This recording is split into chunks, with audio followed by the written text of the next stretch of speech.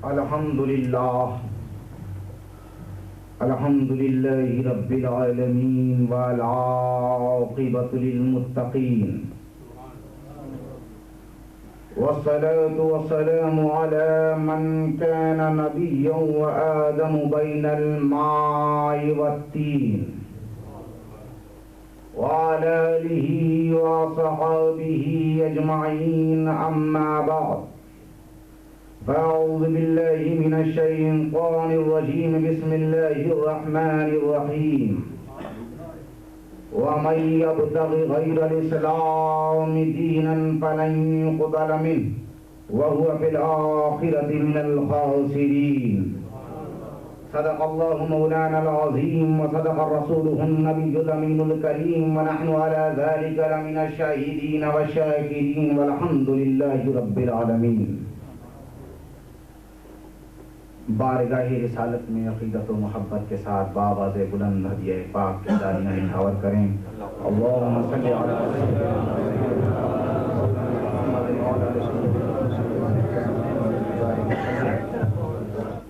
درود کا مقام کیا ہے پہلے میں وہ تھوڑا سا بول دوں. اللہ کسی بھی مقام پر تمہارے ساتھ شریک نہیں. نماز میں تمہارے ساتھ شریک نہیں. نماز پڑھو، اقیم الصلاۃ، نماز پڑھو. یہ نہیں کہ خدا نے کہا میں بھی پڑھوں گا. کسی مقام پر یہ نہیں کہا روزہ رکھو میں بھی رکھوں گا. کسی مقام پر یہ نہیں کہا حج کرو میں بھی کروں گا. کسی مقام پر یہ نہیں کہا زکوٰۃ دو میں بھی لوں گا. تو پتہ یہ چلا اللہ تمہارے ساتھ کسی بھی مقام پر شریک نہیں. نماز روزہ حج زکوٰۃ کسی میں شریک نہیں، پلرز آف اسلام میں شریک نہیں. لیکن قربان جائیے عظمت مصطفیٰ پر کہ ایک مقام ایسا ہے جہاں خدا بھی شریک ہے. ان اللہ وملائکتہ یصلون علی النبی یا ایھا الذین آمنوا صلوا علیہ وسلموا تسلیما. بے شک اللہ اور اس کے ملائکہ درود بھیجتے اور بھیجتے رہیں گے نبی پر. اے ایمان والو تم بھی درود بھیجو نبی پر کثرت کے ساتھ. اللہم صلی علی سیدنا نبینا مولانا محمد وعلی آل سیدنا ونبینا مولانا محمد وبارک وسلم صلاۃ و سلام علیک یا رسول اللہ صلی اللہ تعالی علیہ وسلم. بارگاہ مصطفیٰ میں نعت شریف پیش کرنا چاہتا ہوں. سماعت فرمائیں. یوں اگر ہوتا نصیبہ میرا خوشتر ہوتا، یوں اگر ہوتا نصیبہ میرا خوشتر ہوتا، اور میں تیرے گنبد خضرا کا کبوتر ہوتا، میں تیرے گنبد خضرا کا کبوتر ہوتا. اور شیخ وہاں فرمائیں مستقل میرے لیے دید کا منظر ہوتا،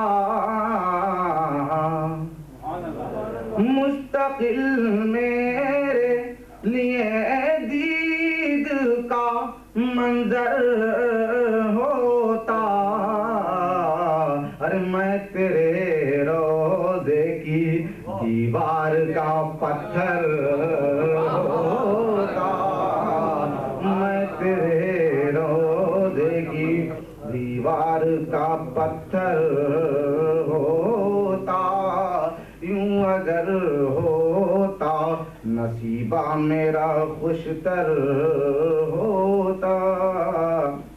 یہ شعر سماعت فرمائیے. جب ابو جہل بارگاہ مصطفی میں حاضر ہوا تھا تو ہاتھ میں کنکری تھی.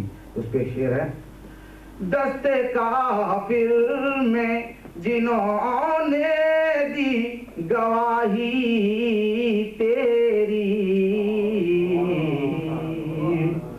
دست کافر میں جنہوں نے دی گواہی تیری، اور میں انہی میں سے کوئی چھوٹا سا کنکر ہوتا.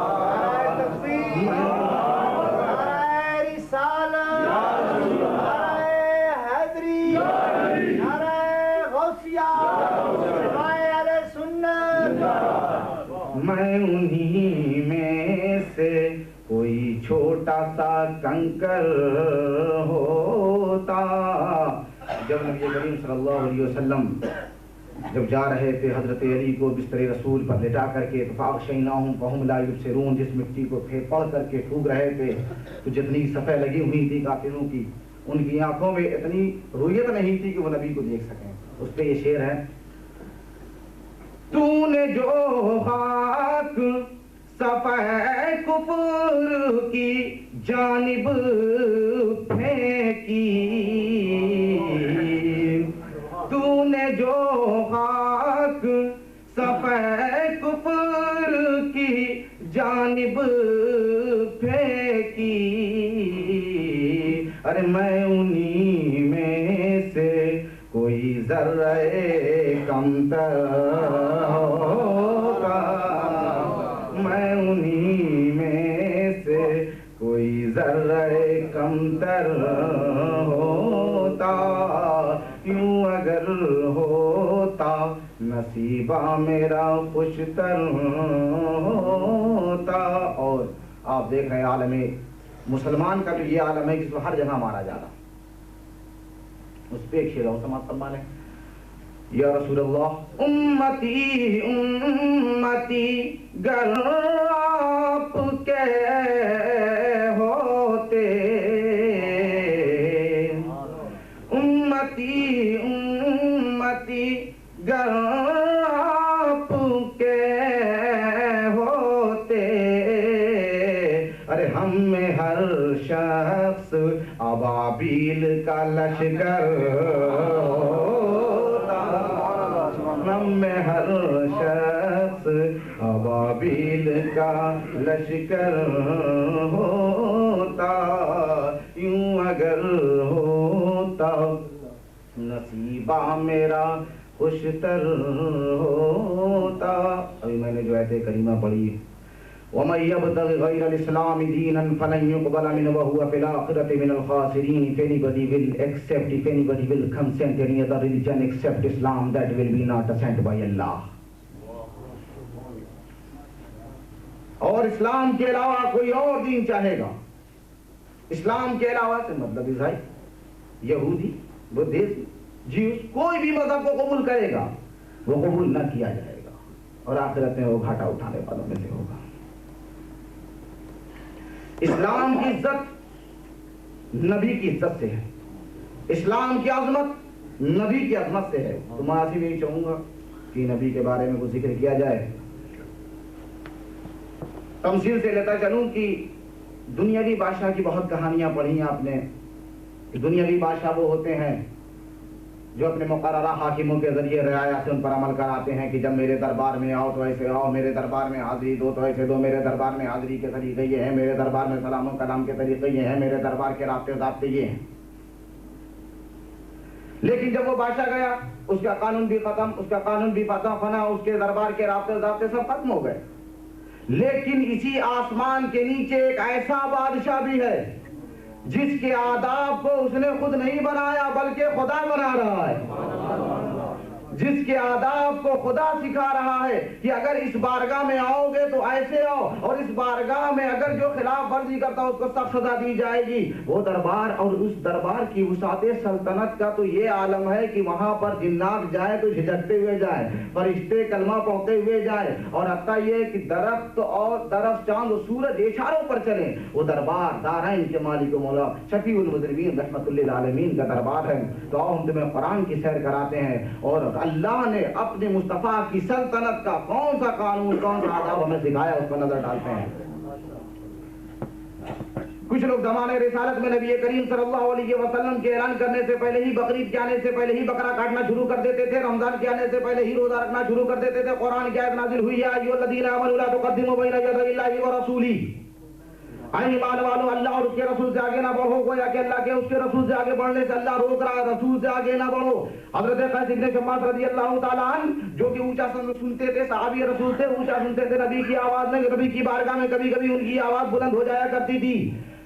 ارشاد ربانی ہوا یا ایھا الذین آمنوا لا ترفعوا اصواتکم فوق صوت النبی, ایمان والو نبی کی آواز پر اپنی آواز کو بلند مت کرو. پتہ یہ چلا یہاں پر کسی کو سر اونچا کرنے کی بھی ہمت نہیں ہے. اس کے بعد تو صحابہ کرام کا یہ طریقہ ہوتا تھا کہ حضور سرور کائنات صلی اللہ علیہ وآلہ وسلم کی بارگاہ میں اتنا دھیرے بولتے تھے کہ حضور کہتے تھے کیا کہتے ہو دوبارہ کہو. ان کے لیے قرآن کی آیت نازل ہوئی ان الذین یغضون اصواتهم عند رسول اللہ اولئک الذین امتحن اللہ قلوبهم للتقوی لهم مغفرۃ واجر عظیم. بے شک وہ لوگ جو نبی کے پاس اپنی آواز کو پست کرتے ہیں اللہ نے ان کے دلوں کو پرہیزگاری کے لیے پرکھ لیا. ان کے لیے بڑا بخشش اور بڑا ثواب. پتہ یہ چلا اس بارگاہ میں کسی کو سر بلندی کی اجازت نہیں, اور جو اس بارگاہ میں سر بلندی نہیں کرتا ہے اپنی آواز کو پست کرتا اللہ اسے کیسے کیسے انعام سے نواز رہا ہے. قبیلہ بنو تمیم کے کچھ لوگ نبی کریم صلی اللہ علیہ وسلم, تو میں تفصیل دے رہا ہوں, قبیلہ بنو تمیم کے کچھ لوگ نبی کریم صلی اللہ علیہ وآلہ وسلم کی بارگاہ میں حضور صلی اللہ علیہ وسلم آرام فرما رہے تھے دولت خانے میں, آئے اور باہر سے پکارنا شروع کر دیا. بھلا یہ رب کو کیسے منظور ہو جہاں پر جبریل امین بغیر اجازت نہیں جا سکتے وہاں پر لوگ جا کے باہری سے پکارنا شروع کر دیں. قرآن کی آیت نازل ہوئی ان الذین ینادونک من وراء الحجرات اکثرهم لا یعقلون. اے محبوب وہ لوگ جو تمہیں باہر سے پکارتے ہیں حجروں کے باہر سے پکارتے ہیں ان میں اکثر بے عقل ہیں. اس کے بعد رب ادب سکھاتا ہے وَلَوْ أَنَّهُمْ صَبَرُوا حَتَّى تَخْرُجَ إِلَيْهِمْ لَكَانَ خَيْرًا لَهُمْ وَاللَّهُ غَفُورٌ رَحِيمٌ. اگر یہ لوگ اتنا صبر کرتے کہ نبی آپ ان کے پاس خود تشریف لاتے جن کے لیے بڑا بخشش اور بڑا ثواب تھا, اللہ بخشنے والا ہے. صحابہ کرام کا یہ طریقہ تھا کہ سب تمثیل دیے جا رہا ہوں, یہ بارگاہ مصطفیٰ کے قانون ہے, اس پہ صرف آپ لوگ کنسنٹریشن کے ساتھ سنتے رہیں. صحابہ کرام کا یہ طریقہ تھا کہ نبی کریم صلی اللہ علیہ وسلم کی بارگاہ میں جب حضور صلی اللہ علیہ وسلم کسی بات کو بتاتے تھے سمجھ نہیں پاتے تھے تو کہتے تھے رائنا یا رسول اللہ ہمارا لحاظ فرما دیجئے, اس کو دوبارہ کہہ دیجئے. تو یہ لفظ رائنا یہودیوں کی جیوز کی نظر میں یہ گستاخی کا لفظ تھا, ان کی نظر میں یہ سویر تھا. تو ان لوگوں نے کہا چلو بارگاہ مصطفیہ میں اب ہم لوگ بکواس بکنے کا ایک موقع مل گیا, ہم کو بکواس بکنے کا موقع مل گیا. بھلا یہ رب کو کیسے منظور ہو کہ میرے وہ نیتوں کا جاننے والا بھیدوں سے واقف رب ہے, اس کو کیسے منظور ہو کہ میرے محبوب کی بارگاہ میں کسی کو بکواس بکنے کا موقع ملے. قرآن کی آیت نازل ہوئی یا ایھا الذین آمنوا لا تقولوا راعنا وقولوا انظرنا. اے ایمان والو مت کہو راعنا بلکہ کہو انظرنا, ہم پر نظر رکھیں. اب میں یہاں پر تفصیل دیکھیے میں بتانا چاہتا ہوں کہ دنیاوی بادشاہ کے قانون کو میں نے پہلے بتایا, جن کے قانون ایسے ہوتے ہیں جن کو وہ خود بناتے ہیں. تو دنیاوی بادشاہ کے قانون ایسے قانون ہوتے ہیں جن کو وہ خود بناتے ہیں اور جن کو وہ خود کہتے ہیں اس پر عمل کرو, لیکن ان کے قانون ایسے ہوتے ہیں جن کے مر جانے کے بعد ان کے قانون بھی فنا ہو جاتے ہیں. وہ ذات ان کے قانون کو بناتی ہے جو فانی ذات ہے, لیکن سلطنت مصطفیٰ کا قانون ایسا قانون ہے جس کے قانون کو خدا نے بنایا ہے, جس کی ذات لا فانی ہے, جو کبھی فنا ہونے والی ذات نہیں ہے. اس لیے کہ اسی لیے مصطفیٰ کی سلطنت کا قانون ایسا قانون ہے جو کبھی فنا نہیں ہو سکتا. کوئی کتنا مٹانے کی کوشش کرے کبھی مٹ نہیں سکتا. اے قول محمد قول خدا, فرمان نہ بدلا جائے گا, بدلے کا زمانہ لاکھ مگر قرآن نہ بدلا جائے گا. ہزاروں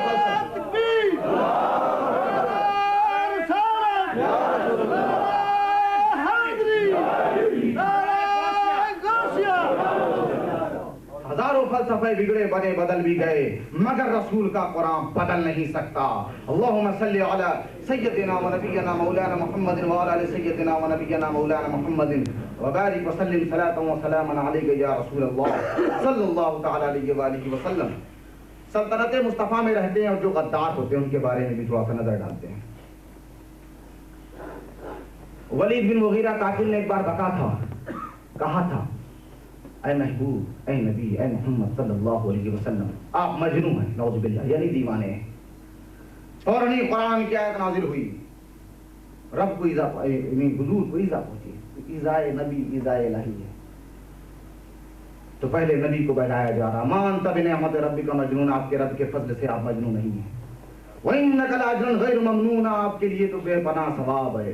وَإِنَّكَ لَعَلَىٰ خُلُقٍ عَظِيمٍ, اور آپ کا اخلاق عظیم ہے.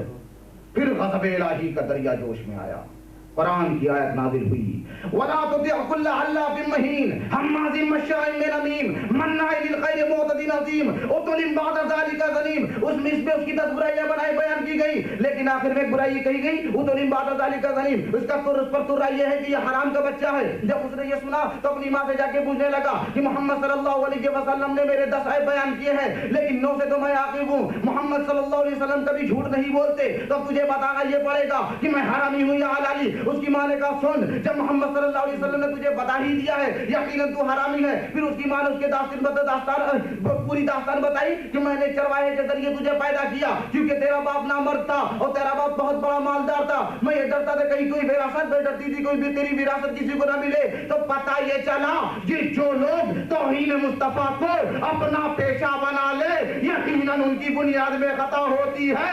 ایسے مطمئنہ تحقیق کو چاہیے کہ پہلے اپنے نطفے کی تحقیق کرے۔ اللہم صلی علی سیدنا مولانا محمد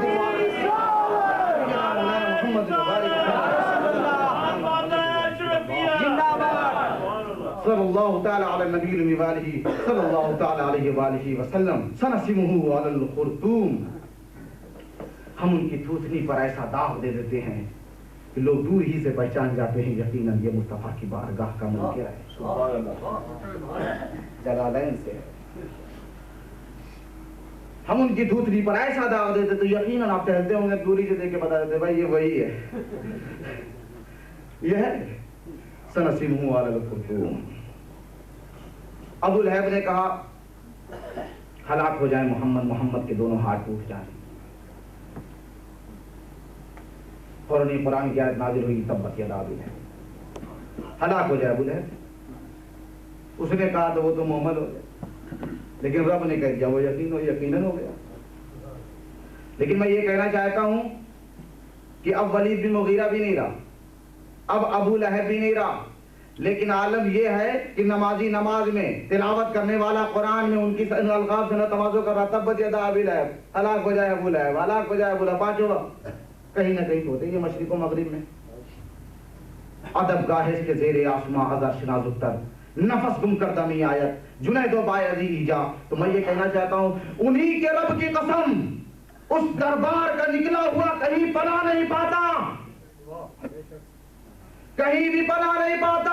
یہ تو دنیاوی بادشاہ ہوتے ہیں جن کا مجرم مر کر کے حاکم کے اعتاب سے چھوٹ جاتا ہے، لیکن مصطفیٰ کی بارگاہ کا مجرم ایسا ہوتا ہے نہ عالم حیات میں چین ہے، نہ عالم ممات میں چین ہے، نہ اسے عالم برزخ میں سکون ہے، نہ عالم حیش محشر میں سکون ہے۔ اللہم صلی علی سیدنا و نبینا مولانا محمد وعلی آل سیدنا و نبینا مولانا محمد وبارک وسلم صلاۃ و سلام علیک یا رسول اللہ صلی اللہ تعالی علیہ وآلہ وسلم۔ ایک شخص کاتب وحی تھا، جو وحی نازل ہوتی تھی تو اس کی کتابت اسی کے ذمہ تھی، کچھ ایسی پھٹکار برسی کافر ہو گیا، پھر مر گیا۔ ایک دن تو مرنا ہے، ایسا تھوڑی کفر پہ آ جاؤ تو مرو گے نہیں، مرنا ہے۔ مر گیا، اس کو دفنایا گیا، صبح آ کر کے لوگوں نے دیکھا اس کی لاش اوپر ہے زمین کے۔ کافرین نے سوچا صحابہ رسول نے نکال دیا کہ ربی کی بارگاہ کا منکر تھا، ہو سکتا ہے صحابہ رسول نے اس کو گڈھا کھود کے نکال کے باہر کر دیا، پھر دفنایا گیا اور گڈھا کر کے، پھر زمین میں باہر پھینک دیا، پھر تیسری مرتبہ اور گڈھا کر کے دفنایا گیا، پھر زمین نے باہر پھینک دیا۔ پتہ یہ چلا یہ مصطفیٰ کی بارگاہ کا نکالا ہوا ہے، اسے اب کوئی قبول نہیں کرے گا۔ اللہم صلی علی سیدنا و نبینا مولانا محمد وعلی آل سیدنا و نبینا مولانا محمد وبارک وسلم صلاۃ و سلام علیک یا رسول اللہ صلی اللہ علیہ وسلم۔ جب تبت یدا ابی لہب نازل ہوئی تو ابو لہب نے اپنے دونوں اتباع اور طیبہ سے کہا کہ تم محمد صلی اللہ علیہ وسلم کی دونوں بیٹیوں کو طلاق دے دو۔ تب تو کفر کے مشرکین کے ساتھ نکاح ناجائز نہیں تھا، جب یہ آیت نازل ہوئی اس کے بعد پھر تو عتیبہ نے تو خیر جا کے معذرت پیش کی پھر اس کے بعد، لیکن عتبہ نے توہین مصطفیٰ کی۔ حضور کو ایذا رسانی ہوئی، حضور کو ایذا پہنچی اور بددعا فرمائی اے اللہ اس پر اپنا کوئی کتا مقرر کر۔ جب ابو لہب نے یہ بات سنی پاگل ہو گیا، کہا اب محمد صلی اللہ علیہ وسلم کی بددعا اسے چھوڑے گی نہیں، اب پیچھے لگ گئی محمد کی بددعا صلی اللہ علیہ وسلم۔ اب اس نے اس کے لیے سیفٹی گارڈ سب لگا دیے کہ کہیں سے کچھ ہونا ہی نہیں چاہیے۔ ایک مرتبہ وہ ہیڈ آف ٹریپ قافلے کا سردار بن کر کے گیا، قافلے کا سردار بن کر کے گیا اور ایک جگہ پر مقیم ان لوگوں نے اپنا قیام کیا. قیام کرنے کے بعد جتنے لوگ ساتھ میں تھے وہ لوگ سو گئے, لیکن ابو عتبہ کو تو ایسی جگہ سلایا گیا کہ چاروں طرف سے اونٹ لگائے گئے, اونٹ کے بیچ میں سامان پر اس کو سلایا گیا. خوف تھا کچھ ہو نہ جائے. جنگل سے شیر نکلا. شیر نکلنے کے بعد وہ سبھی کو سنتا رہا لیکن کسی کو کچھ نہیں کیا. آخر میں جمپ لیا اور وہاں پہنچا, اور پہنچنے کے بعد عتبہ کو مار ڈالا. یہی تو وجہ ہے کہ جو توہین مصطفیٰ کرتے ہیں ان کے منہ سے ایسی بدبو نکلتی ہے جانور بھی پہچان جاتے یہ گستاخ کم ہو گئے. حضرت سفینہ یہ تو جو غدار لوگ تھے ان کے بارے میں, اور جو حضور کے غلام تھے ان کے بارے میں. حضرت سفینہ حضور صلی اللہ علیہ وسلم کے آزاد کردہ غلام تھے. ایک مرتبہ کفار کے جنگل میں پھنس گئے, ہاتھوں میں آ گئے اور ان کی قید میں چلے گئے. ان کو معلوم ہوا کہ قریبی میں کوئی لشکر اسلام آیا ہوا ہے. کسی طریقے سے وہ وہاں سے فرار ہوئے. راستے میں ایک جنگل پڑتا تھا, جیسے پہنچے دیکھا ایک شیر سامنے کھڑا ہوا ہے. کہا شیر دیکھ میں رسول اللہ صلی اللہ علیہ وسلم کا غلام ہوں. فوراً شیر نے راستہ دکھانا شروع کر دیا. یہ مصطفیٰ کی غلامی کا نتیجہ ہے کہ جانور بھی ادب کرتے ہیں. یہی تو مصطفیٰ کی غلامی ہے کہ صدیق اکبر صداقت کے بادشاہ بن گئے, فاروق اعظم عدالت کے بادشاہ بن گئے, عثمان غنی سخاوت کے بادشاہ بن گئے, علی مرتضیٰ شجاعت کے بادشاہ بن گئے, امام جعفر صادق خطابت کے بادشاہ بن گئے, بلال اسلام کے ہلال بن گئے, علی خیبر شکن شیر زمن بن گئے. اللہم صلی علی سیدنا و نبینا مولانا محمد وعلی آل سیدنا و نبینا مولانا محمد وبارک وسلم. صلاۃ و سلام علیک یا رسول اللہ. یہ آقا ہی کی غلامی ہے, آقا ہی کی غلامی ہے کہ جنگ بدر میں اگر تلوار نہیں ملی تو ٹہنیاں لے کر کے لوگ دوڑ گئے تلواروں کا مقابلہ کرنے کے لیے. یہ آقا ہی کی غلامی کا نتیجہ ہے. آقا کی غلامی پکڑو کبھی ہار نہیں سکتے. ایک مثال کے طور پہ تردید ایک بات کے اتفاق سے, چونکہ ابھی مکمل تو عالم درس نظامیہ کی تکمیل ہوئی نہیں ہے, لیکن کبھی کبھی مطالعہ پڑھ کر لیتا ہوں. ایک مولوی اسماعیل احمد اور مولوی خلیل احمد صاحب نے حضور کی توہین کی, اس پہ ایک تمثیل میں نے تیار کی. کسی میٹنگ میں اگر کوئی عیسائی کہہ دے, مثال کے طور چلیے ہندو سے شروع کرتے ہیں, ہندوستان سے آیا اس لیے ہندو سے شروع کرتا ہوں. کوئی ہندو یہ کہہ دے کہ میرے رام چندر جی نے سیتا کے لیے ایک بھینکر ایک بھاری بھرکم کمان کو توڑا. عیسائی یہ کہہ دے کہ حضرت عیسیٰ علیہ السلام نے مردوں کو زندہ کیا. یہودی یہ کہے میرے موسیٰ علیہ السلام نے چشموں پر پتھروں سے چشمہ جاری کیا. اور مولوی اسماعیل احمد مولوی خلیل احمد یہ کہیں میرے نبی تو بے بس مجبور تھے, ان کو تو دیوار کے پیچھے کا بھی علم نہیں تھا, ان کا تو علم ملک الموت سے بھی کم تھا. تو استغفار. مگر اگر وہیں پر مجھ جیسا غلام در غلام در غلام در غلام ہوتا, یہ کہتا ہے رام چندر اگر تیرے رام نے کسی سیتا کے لیے کسی بھاری بھرکم کمان کو توڑا تھا, لیکن میرے مصطفیٰ نے اشارے سے چاند کے ٹکڑے کر دیے تھے, میرے مصطفیٰ نے اشارے سے چاند کے ٹکڑے کر دیے تھے. اگر یہودی کہے کہ حضرت موسیٰ علیہ السلام نے پتھروں سے چشمہ جاری کیا تھا, میں ہوتا تو یہ کہتا کہ اگر پتھروں سے چشمہ جاری کیا تو میرے مصطفیٰ نے انگلیوں سے چشمہ جاری کیا تھا. اگر عیسائی یہ کہتے کہ حضرت عیسیٰ علیہ السلام نے مردوں کو جلایا تھا, تو میں یہ کہتا کہ اگر حضرت عیسیٰ علیہ السلام نے مردوں کو جلایا تھا تو میرے مصطفیٰ نے بے جان کنکروں کو کلمہ پڑھایا تھا. اللہم صلی علی سیدنا و نبینا محمد وعلی صلاۃ و سلام علیک یا رسول اللہ. ہر شے کے چار وجود ہوتے ہیں, ذرا منطق سے بھی چلا جائے. ایک ہوتا ہے مکتوبی, ایک ہوتا ہے ذہنی, ایک ہوتا ہے کلامی, ایک ہوتا ہے حقیقی.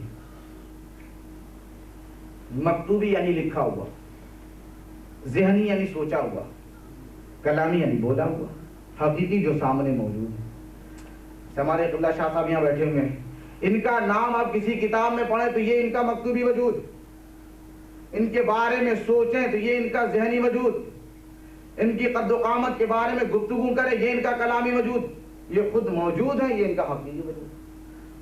تو اب ہر شے کے چار وجود ہوتے ہیں,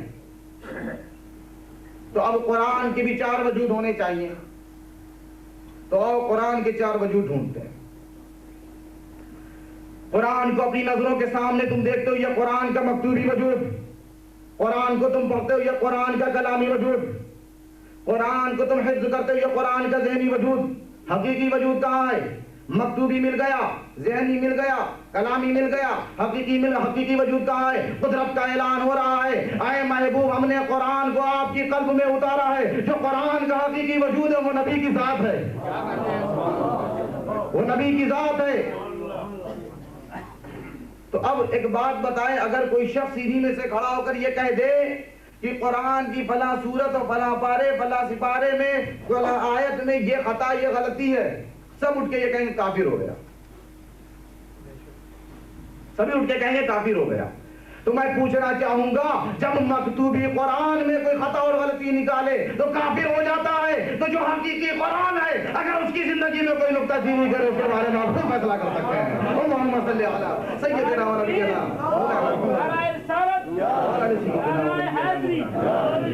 وبارک وسلم صلاۃ و سلاما علیک یا رسول اللہ. قرآن کا حقیقی وجود نبی کی ذات ہے. اب کون بتائے نبی کی عظمت؟ اب کون بتائے نبی کی عظمت؟ ذرا تمثیل دے دوں کہ اگر ہائی اسکول والے سے پوچھیے انٹر کے بارے میں کیا جانے، یہ یہاں کے حساب سے کالج کے بارے میں کیا جانے، کالج والے سے پوچھیے یونیورسٹی کے بارے میں کیا جانے، لیکن یونیورسٹی والا جانتا ہے کالج کیا ہے، یونیورسٹی والا جانتا ہے اسکول کیا ہے. اگر آپ بچپنے سے پوچھیے جوانی کیا جانے، جوانی سے پوچھے بڑھاپا کیا جانے، لیکن بڑھاپا جانتا ہے جوانی اور بچپنا کیا ہے.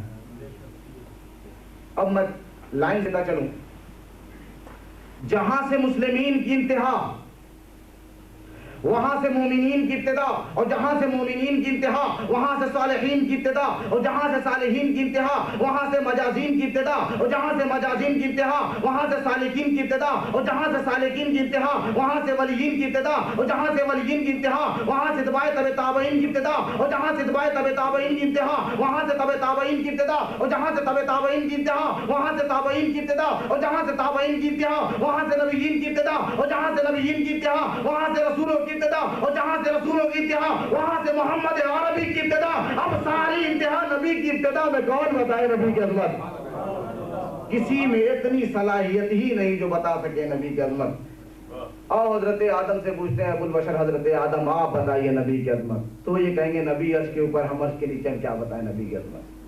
اے حضرت نوح، اے حضرت داؤد، اے حضرت ہارون، اے حضرت سلیمان رضی اللہ عنہ مجمعین، آپ بتائیے نبی کی عظمت. یہ کہیں گے نبی عرش کے اوپر ہم عرش کے نیچے ہم کیا جانے، ہم کیا بتائیں نبی کی عظمت. اے حضرت داؤد، موسیٰ و عیسیٰ، آپ بتائیے نبی کی عظمت. تو یہ کہیں گے اگر کوئی نبی بلند سے بلند مقام پر پہنچا وہ 7واں آسمان ہے. تو حضرت جبریل امی سے پوچھتے ہیں، اے سالار بیت الحرام، اے حضرت جبریل امی آپ بتائیے نبی کی عظمت. وہ یہ کہیں گے میں نے تو معراج کی رات میں واضح طور سے کہہ دیا تھا، اگر یکسر منہ برتر پرم فروغ تجلی بسوزت پرم، اگر ایک بال کے برابر بھی میں آگے بڑھا تو تجلی کے فروغ سے میرے پر جل جائیں گے. جبریل امی نہیں بتا سکتے نبی کی عظمت، تو یہ کون ہے جو کہہ سکتے نبی ہمارے جیسے، جو عظمت نہیں بتا سکتے تو نبی کے جیسا کیسے ہو سکتے ہیں؟ جبریل امی نہیں ہے، یہ ہے. قرآن میں آیا، اب عرش سے بھی تو کمپیئر کیا جائے، عرش عظیم ہے. قرآن میں عرش کریم، اسی قرآن میں رسول کو بھی کریم کہا گیا، اسی قرآن میں رسول کو بھی عظیم کہا گیا.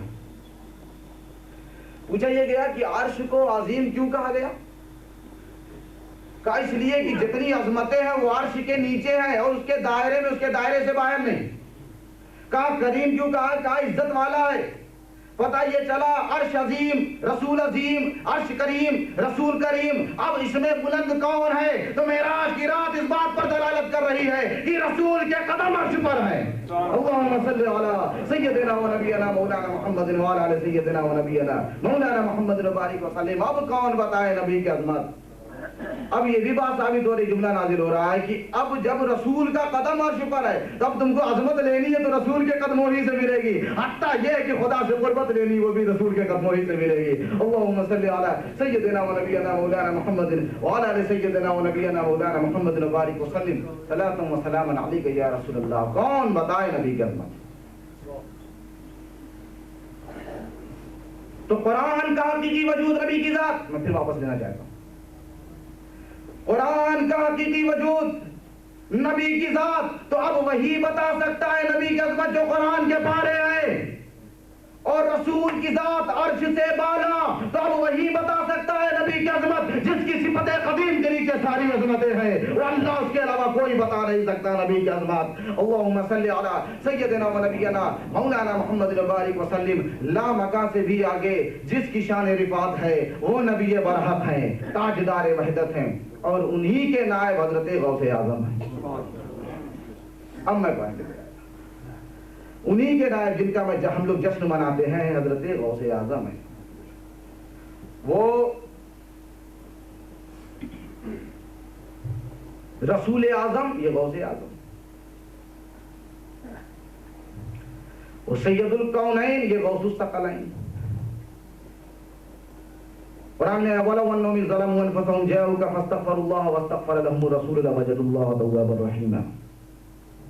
یہاں پر ایک اشارہ، یہ لوگ جو اپنی نفس کے ساتھ ظلم کرتے ہیں، جاؤ کا محبوب آپ کے پاس آئے، فاستغفروا اللہ، پھر اللہ سے استغفار کرے، واستغفر لهم الرسول، پھر نبی آپ سے سفارش کرے، پھر یہ اپنے اللہ کو تواب الرحیم پائیں گے۔ نفس کے ساتھ ظلم کیا ہے؟ وضع الشیء فی غیر محلی، کسی کو کسی مقام مناسب مقام سے ہٹا دیا جائے، یہ نفس کے ساتھ ظلم ہے۔ موزہ ساکس پیر میں ہونا چاہیے، اگر سر میں پھنسا دیا جائے یہ نفس کے ساتھ ظلم ہے۔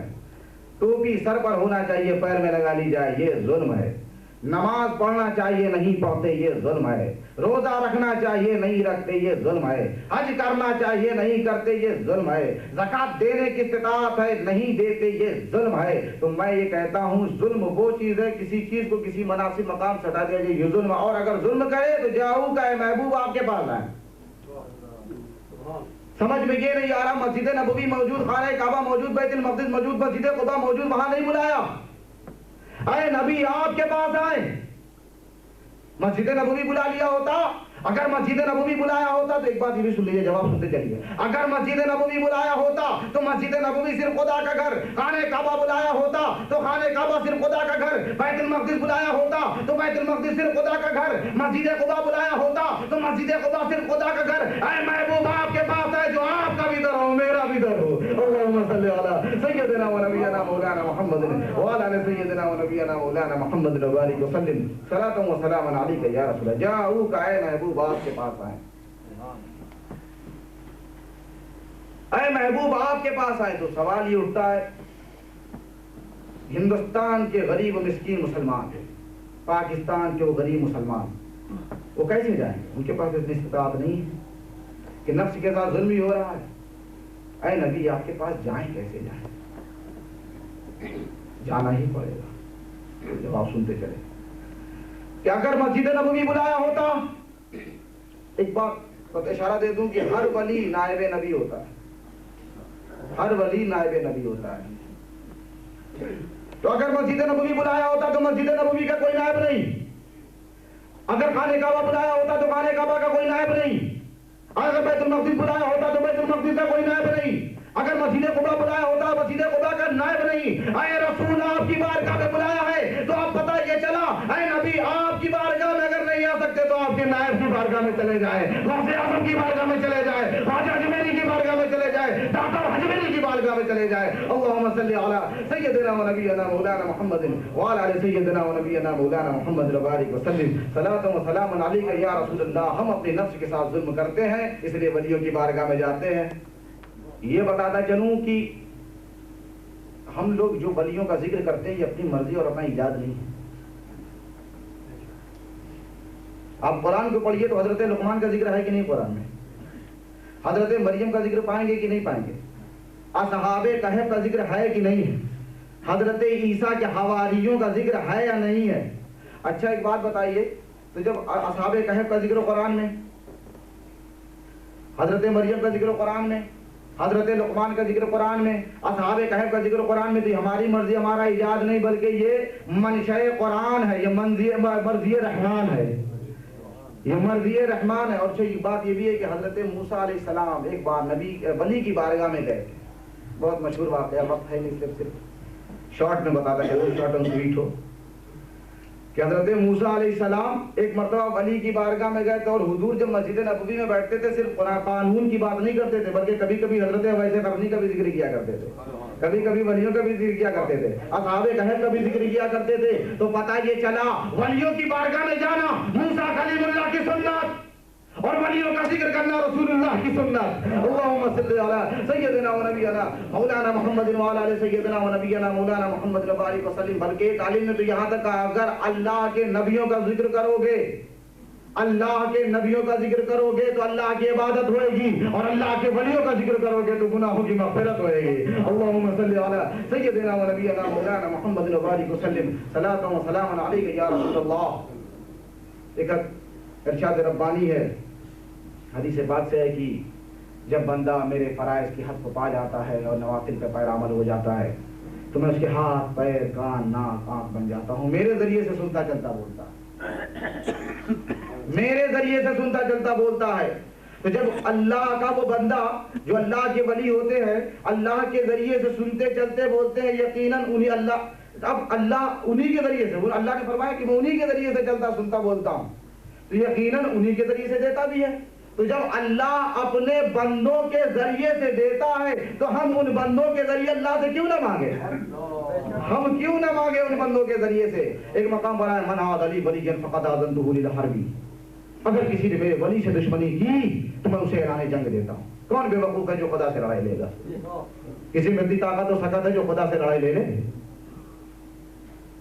من عاد لی ولیا فقد آذنتہ للحرب، کسی نے میرے ولی سے دشمنی کی میں اسے اعلان جنگ دیتا ہوں۔ تو یہاں پتہ یہ چلا ایذائے ولی ایذائے الہی ہے، تو یقیناً رضائے ولی بھی رضائے الہی ہے۔ تو اب ہم مولا کی، اللہ کی رضا کے لیے ولیوں کا ذکر کیوں نہ کریں؟ اور ایسے ولی کا ذکر کر رہے ہیں، قدم گردن اولیاء پر ہے تیرا، تو ہے رب کا ایسا ولی غوث اعظم۔ اللہم صلی علی سیدنا و نبینا مولانا محمد وبارک وسلم، صلاۃ و سلام علیک یا رسول اللہ۔ غوث اعظم وہ تھے، اتنا نوازتے تھے کہ مرتبہ کے گھر میں چور آ گیا۔ فتوح الغیب سے ہے یہ، حضور کی خود ہی تصنیف ہے، حضرت غوث اعظم کی خود ہی تصنیف، انہی کی تعریف ہے۔ تو چور گھسایا ان کے گھر میں، خادم موجود، کہا حضور گھر میں چور گھسایا، کہا ہاں گھر میں چور گھسایا اور کچھ ہے بھی نہیں، لیکن جب ہمارے گھر میں چور آ گیا کچھ ہے نہیں تو اسے خالی ہاتھ واپس مت جانے دینا، فلاں مقام کا قطب مر گیا اسے وہاں کا قطب بنا دو۔ اتنا نوازتے تھے غوث اعظم، غوث اعظم اتنا نوازتے تھے کہ ایک مرتبہ حضور جا رہے تھے، خوبصورت کپڑا پہن کے، بڑا خوبصورت کپڑا پہنتے تھے، قد انزلنا علیکم لباسا یواری سواتکم وریشا، پہ صحیح عمل وہی کرتے تھے۔ تو خوبصورت قبا پہن کے جنگل میں جا رہے تھے، ایک چور نے دیکھا بڑا خوبصورت قبا اگر چوری کر لیا جائے تو کچھ دن میں تو نکل ہی جائے گا۔ حضور کے قبا پر حملہ کیا اور پکڑ لیا، فوراً دعا فرمائی، دیکھیے کتنا نوازتے تھے غوث اعظم، فوراً دعا فرمائی، اے اللہ جس طریقے سے دنیا میں اس نے میرے دامن کو پکڑ لیا، پروردگار عالم ایسے ہی حشر میں بھی رہے۔ اللہم صلی علی سیدنا و نبینا مولانا محمد وعلی آل سیدنا و نبینا مولانا محمد وبارک وسلم، صلاۃ و سلام علیک یا رسول اللہ۔ میرے خیال سے وقت بالکل ہی نہیں ہے، دو شعر کہتا ہوں۔ واہ کیا مرتبہ غوث ہے بالا تیرا، اونچے اونچوں کے سروں سے قدم آلا تیرا، سر بھلا کیا کوئی جانے کہ ہے کیسا تیرا، اولیاء مرد ہے آنکھ ہے وہ ہے تلوا تیرا، شمع یہ روشن رہے میں نوش میں خانہ رہے، تا ابد قائم یوں یہ جشن ماہانہ رہے، وما علینا الا البلاغ۔